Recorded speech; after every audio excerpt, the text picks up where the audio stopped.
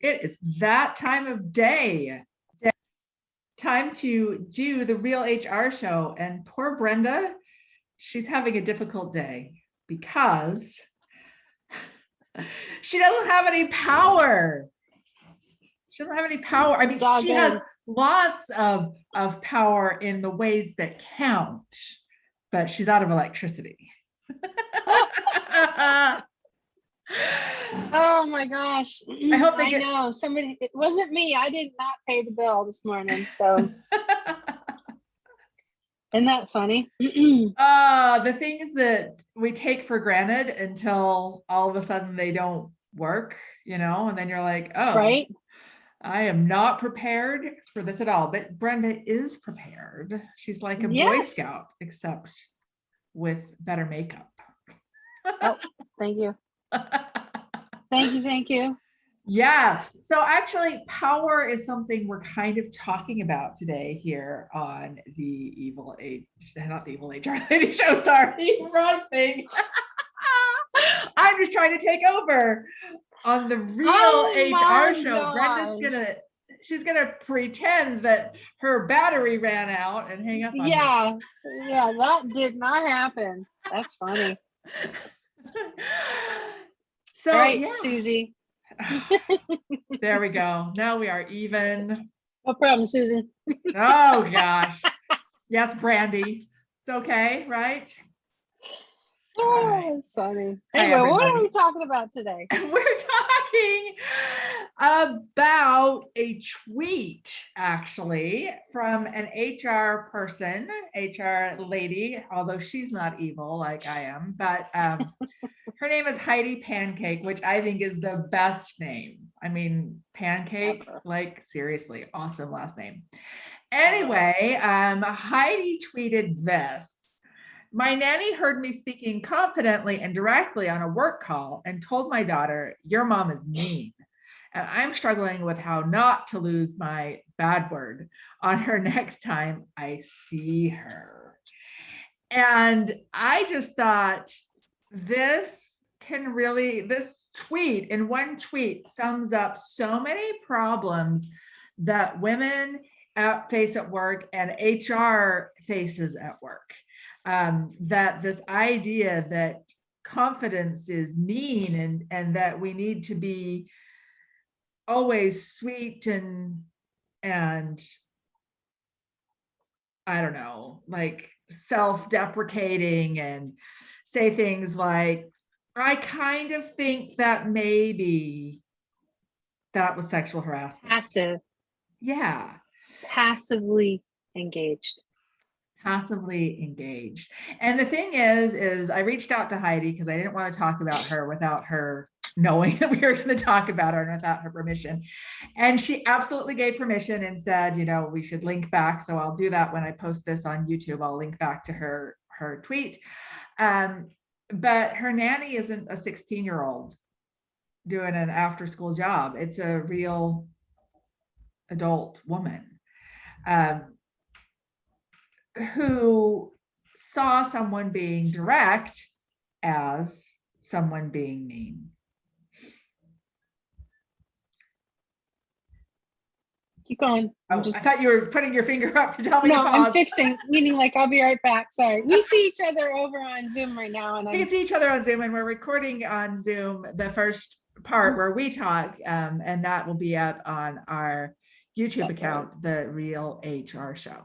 So here is Heidi, an experienced HR professional, and I don't know what she was saying. She didn't tell me, but she was being direct. And another woman heard that and thought that that was mean. And this can be a really difficult thing that we face in HR in general and as in women in general. And HR is heavily female, so there's that big overlap there. I am a big fan of politeness, but directness. I'm never going to say in a serious manner, hey, you're a horrible human being. I might say that jokingly, but I'm never going to say that in a serious manner to someone. But I will say your behavior was unacceptable and these changes need to happen. And I don't think it's a good idea to be wishy-washy at all, even if that's what's more expected of society. I think in HR, we owe our clients, we owe the companies, we owe the employees, we owe the management this straightforwardness. Like, this is how it is. Yep, I completely agree. You know, it's really funny that if you're too passive in your language, it's a hard line to walk, right? I mean, I believe in being direct as well. And, you know, you've got, it depends on how I'm able to form a structure from my head to my mouth right now. There are things like my personal experience of being direct has not always gone over very well, right? Sure. I'll just start with that.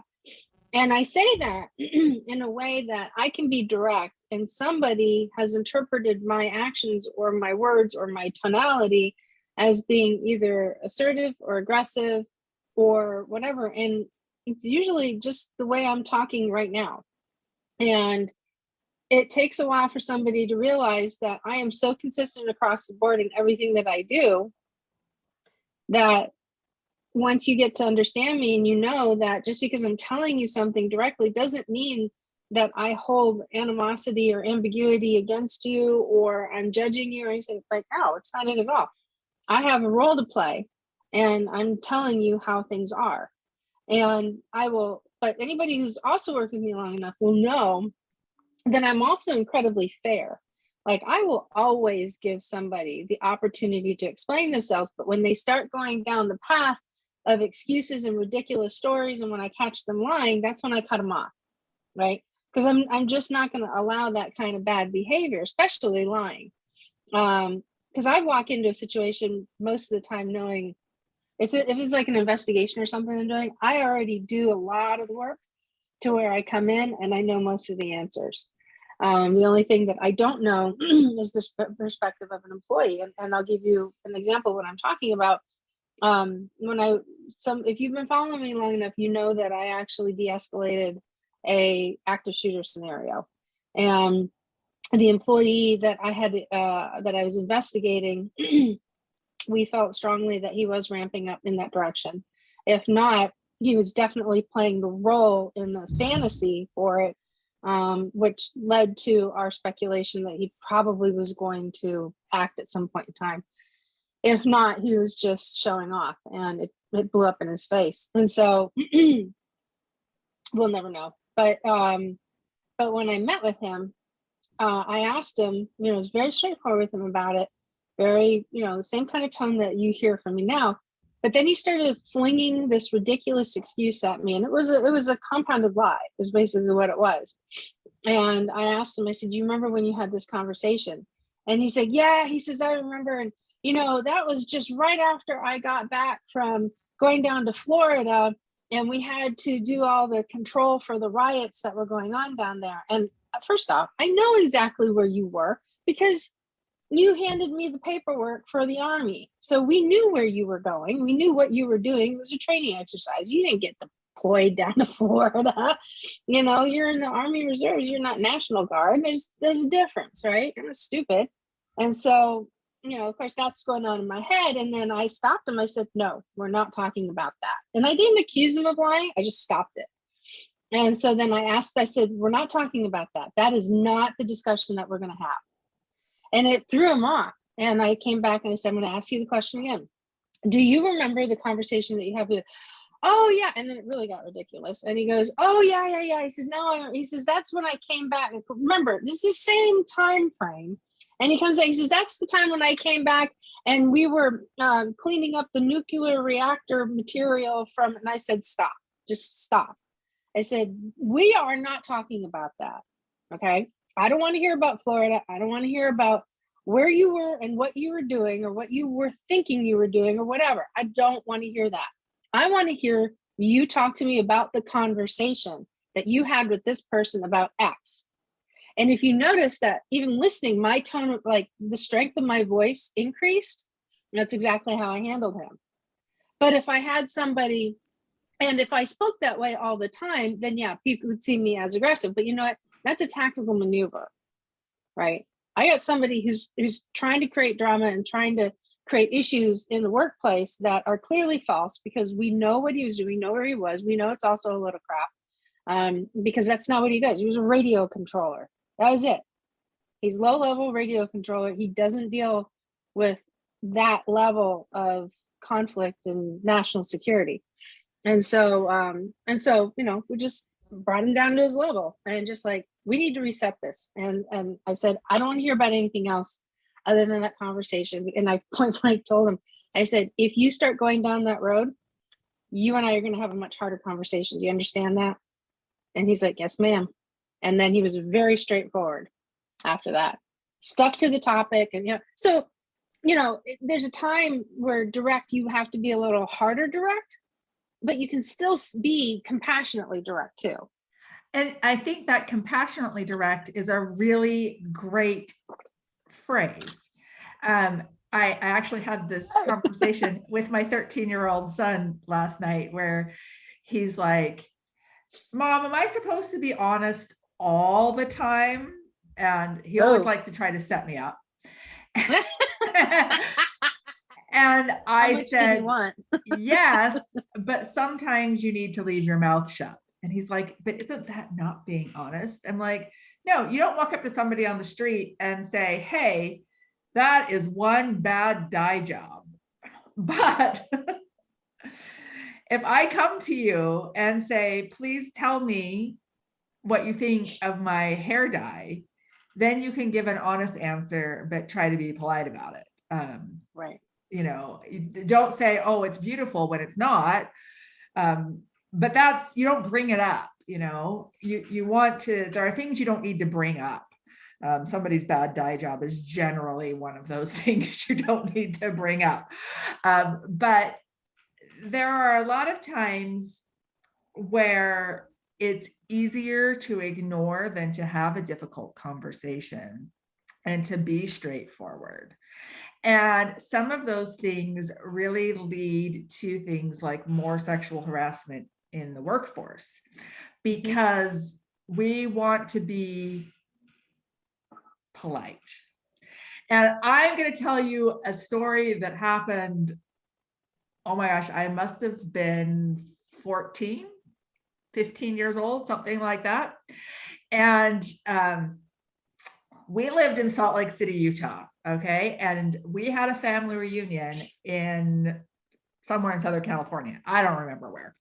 Anyway, it's about a 12-hour drive. And my parents and the little kids left before us because my dad was speaking down there anyway, whatever.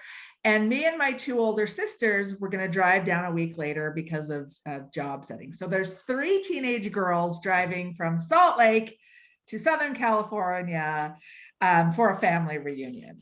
All right. And my parents had arranged for us a hotel at the halfway point to spend the night. They didn't want us driving 12 hours by ourselves, of course. So we drive down, we stay in this hotel. There's a swimming pool. We're in the swimming pool, 3 teenage girls. My oldest sister was 18. This guy gets in the pool, 3 girls, adult male. He starts talking to us. We're like, ha, ha, ha. And then he says, you know what would be really fun? If we take off our swimming suits, and off comes his suit. And for those of you on Clubhouse, you can't see Brenda's eyes, but they're like, woo! Oh yeah, they're bugging out of my head right now. And what did we do? We're like, ha, ha, ha, ha, we gotta go. And we got up and left. What should have we done?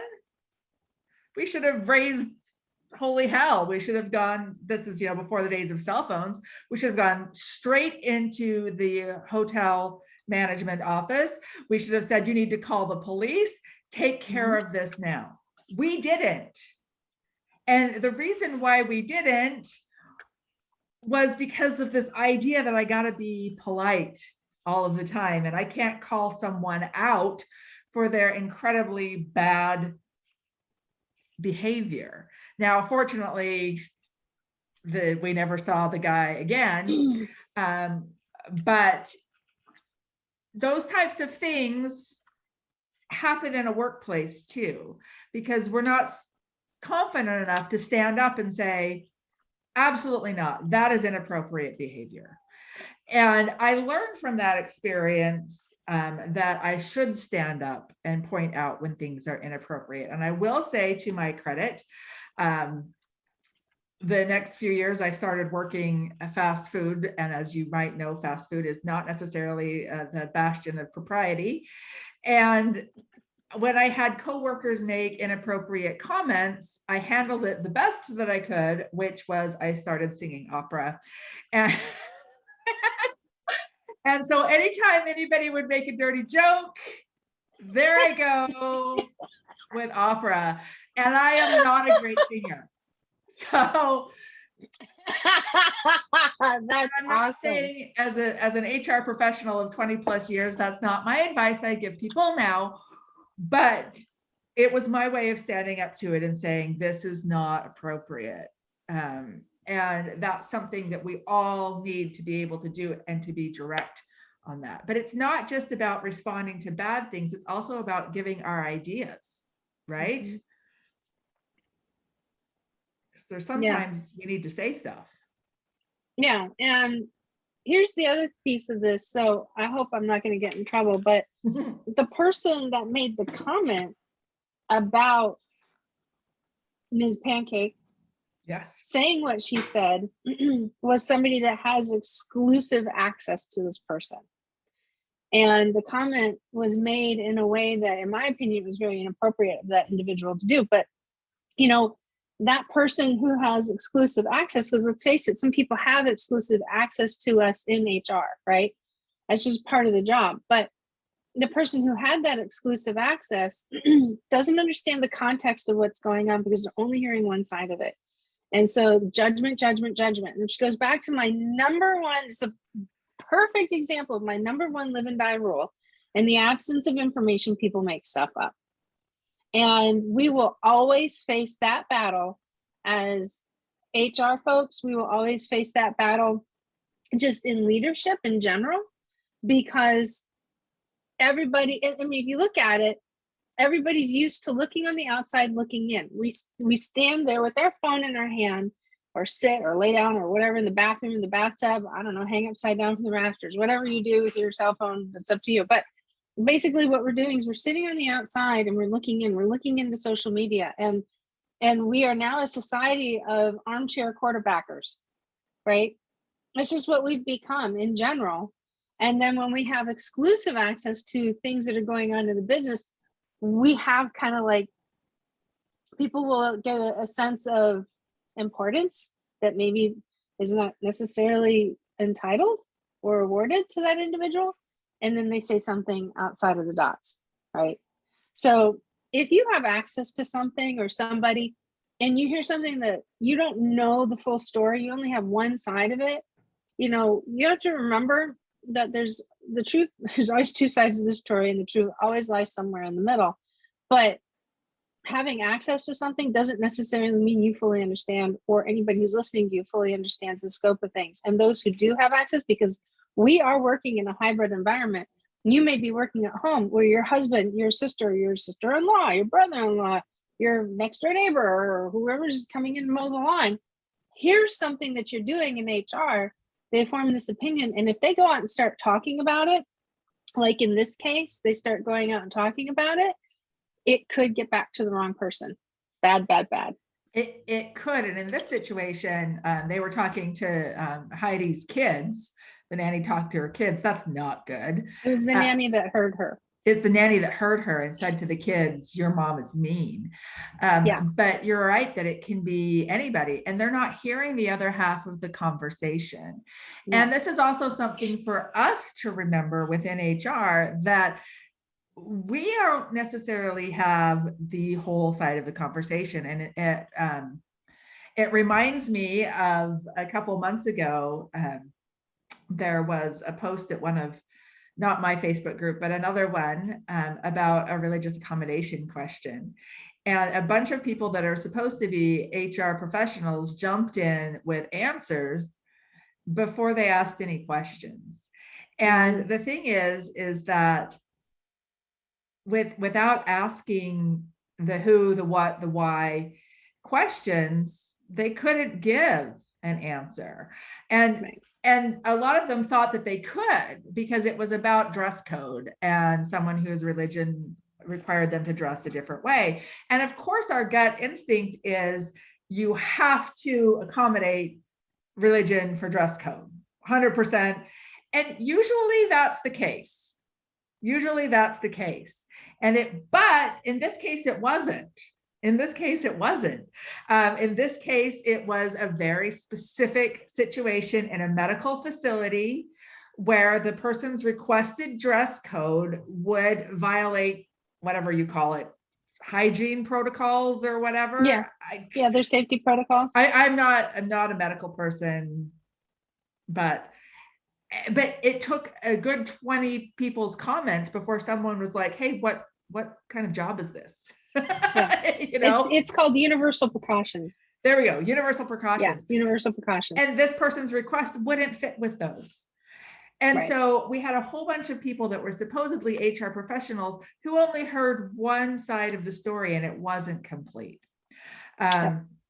And that's really important too, that we take the time to listen and don't jump to those conclusions.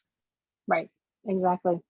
I had something else I was going to say, and it has escaped my mind because I got hardwired on universal precautions. Oh, this just a little sidebar is that if any, it's just my personal opinion, that I'm going to tell you right now, if that was my nanny and she came up and she badmouthed me to my kids, I would have fired her on the spot. I don't know what Heidi's going to do, but I just saying, Heidi, we love you and we support you on that one. Either way, at least I do. I can see the other side of that where it's hard to get childcare. I totally agree, but you know what? Because my question is what else are they saying? Well, and that's the thing. What are they saying when they can't hear you? When you can't hear exactly. them? And this is something also that we within HR need to take into consideration too, because what people say around us is often different than what they say when we're not around. In many different ways. I mean, we hear what's really on people's minds, especially when they're emotionally knotted up, because they'll just say stuff that comes out of their mouth. And you have to kind of wonder, it's like, do they really think that way? I mean, I won't say who it was, but I actually had a boss that I was working with. He was the CEO of the company. And he told me point blank that he was not going to terminate an employee who was a horrible performer. Actually, the situation that we were discussing actually put the company in significant harm's way. And he says, no, he says, I'm not. And he was frustrated about the situation, but he looked at me, he says, yeah, I'm not going to fire him because he's Black. And I went, excuse me? What did I just hear? And I'm like, this guy is moving toxic chemicals around without anybody's knowledge and literally violating a half a dozen federal laws, and it could get somebody hurt, and you're not willing to fire him because he's Black. Okay. I mean, it's just like, you hear these things, right? You hear what's really on people's mind. I had somebody that called me up a little while ago, very angry. Like, I've never heard this person angry like this before. Hot, right? And he calls me up and he's like, I just need to fire this guy, but California's gonna make me pay him. And what the hell do I care about that? Right? I mean, he's just emotional, right? So we have to be able to take what we hear and put it in these little boxes. But you know what? We know what's going on. That reinforces that if we're dealing with something that's high intensity like that, and somebody who has access to us hears what's going on, and we're trying to work things, they're only catching half of this, then, God, man, there's like all sorts of conjecture that you have to deal with. What's worse is that pillow talk is another thing that can actually get you into trouble too. So if somebody has access to you, let's say, for example, it could be your spouse or a boyfriend, girlfriend, or whatever, and you guys are just hanging out talking, and somebody just hears you say something which is like, whoa, and then they ask you about it, and if you share that information and then they are a tendency to gossip, guess what? That could loop around. And, it kind of depends on the circles you're in, but so you always have to be aware of that. It's like, you think you can also trust the people that you're in love with, but look, we're all human and we all make stupid mistakes. I mean, I had the guy I was dating one time almost got me fired from my job, just because he revealed something that I didn't really say. I did not say it either, but he ran with it, and somebody said that I did something that I didn't. And next thing you know, I'm about ready to lose my first job in HR. And then I called him up and I'm like, you're an ass. Well, and all So, of these things are these huge problems of miscommunication, or can be actually sabotage, or then we also can go back to the starting thing, which is being direct okay? And being direct is okay. And doing what Brenda did when someone maybe accidentally got her in trouble, of calling that person out, being like, listen, love you, but this is not how it's going to be. And that's a really important skill to have within HR. And sometimes when we need to be direct, we're being direct to people that make a lot more money than we do. That, you're standing up to the CEO, you're standing up to the senior vice president, and you're saying, no, you can't say, I'm not going to fire this person because he's Black. You can say, I am not going to fire. I know I'm getting my words twisted up. I don't want to say the wrong thing. You cannot fire or retain someone based on their race alone. You have to do that same standard for everybody. And this is one of those things that I like to use. Kristen Pressner, there's a tool of flip it to test it. And so if you're acting some way with one person and you said, well, if this was, instead of a Black man, if this was a white female, would I be acting the same way? And if the answer is no, then you really need to check what your own biases are there, because it's very, very important. And it is very important for us in HR to stand up, because there's so many people that don't have a clue, not a clue about employment law, not a clue. And it's not because they're horrible people. They just don't know. It's complicated. It's a mess. And especially now. Especially now, we just had someone ask on my Facebook group, Evil HR Lady group, and this doesn't really apply because the OSHA ETS has been suspended. But anyway, the question was, if someone has to test every 7 days, which is under that, and is that like 7 days to the minute? So if they tested at 9:45 this Monday, do they need to be tested before 9:45, or can we not let them in the door? And and you may say this is a ridiculous thing, but this is where lawsuits get in. Yeah. And this is where OSHA shows up and is like, you had this person working in your factory and their last test was at 9:45 last Monday, and you didn't test them on this Monday until 2:45. So for that, I can't even add 5 hours. Is that right? Yes, that's sure. Right. Brenda's like, sure, whatever. We were promised there'd be no math in HR. That's why we went into it in the first place. They weren't following the compliance. You may think that's ridiculous. I think it's freaking ridiculous. I can also see a lawsuit resulting from it. I can also see OSHA fining over something like that. And so it's so important that we can stand up and say clearly, and some of those things, that answer isn't terribly clear. And there was a lot of discussion around it. And if you're interested in that kind of discussion, you're welcome to join us over at Evil HR Lady at Facebook, on Facebook group. But the good news is that the ETS is on a stay, so we don't even have to worry about that, which is really great. Thank you. My advice is to continue worrying about it, just not worrying a lot, because it may come back, and it may come back in 6 months as a formal process. But we'll see. Right now, we'll see. That's for a different week. Yeah. So anyway, back to being direct. Is it bad? Is it not bad? Yeah. I think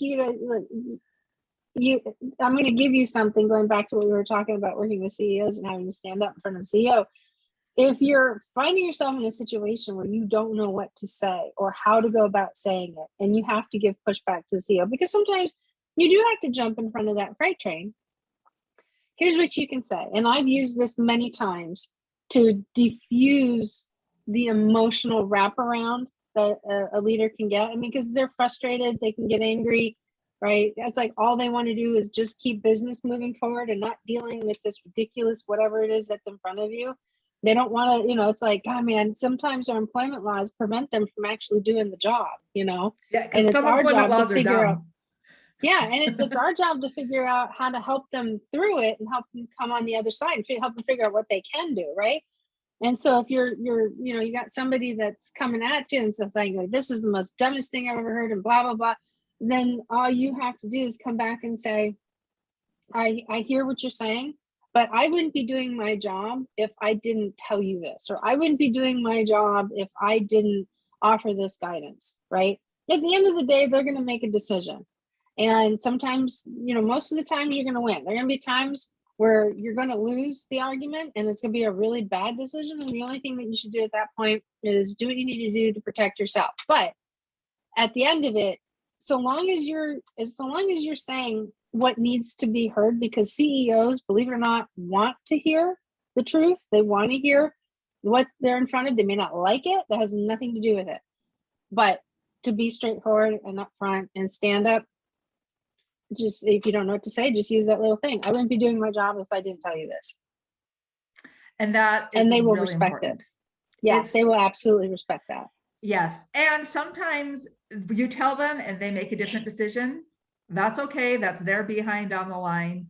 But you need to make sure that your behind is covered and that you have stated out clearly, okay, this is what can happen if we go down this path. Right. And of course, we can't guarantee anything, but this is what our situation is. Or even saying, I'm not sure here, we need to consult our employment attorney, and then have them be the ones that say, no, it's not worth the cost. And by the way, if your CEO or whatever is pushing back against you about the cost, it's always cheaper to ask now than to defend later. And a lot of employment attorneys will work with businesses on a fixed rate that, like, you pay X number of dollars per month, and then you can just email me and I'll answer your questions. It's not that expensive. If you have this fear of like white shoe law firms charging $800 an hour or something, and they might charge a lot, but a lot of questions that you don't know the answer to, they know off the top of their heads. And so they'll do the subscription service thing. So anyway, I always like to advertise for my employment lawyer friends. Well, and too, look, I will add this and then we can go ahead and start wrapping it up and invite you guys on up. But here's the thing, if the CEO is pushing back on costs, you haven't done a good enough job selling it, and selling it in a way that aligns with the company's objectives or the number one business objective.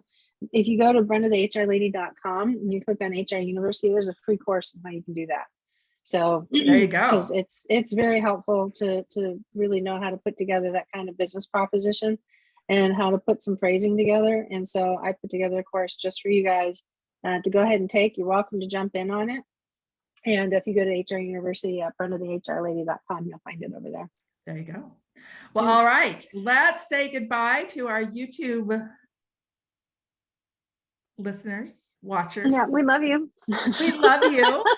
We love you, YouTubers. We love you, and we will see you next week.